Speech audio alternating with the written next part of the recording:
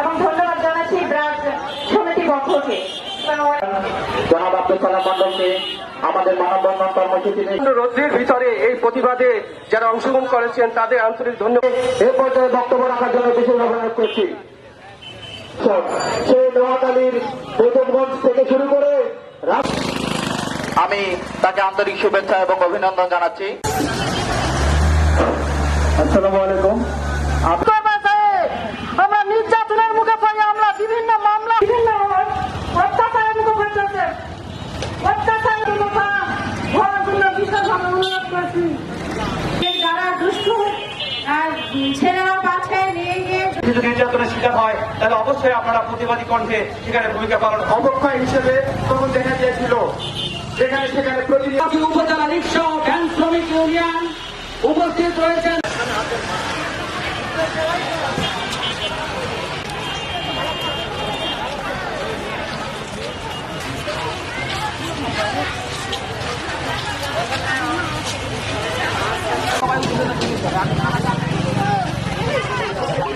সত্তর বছরের লোক এগুলা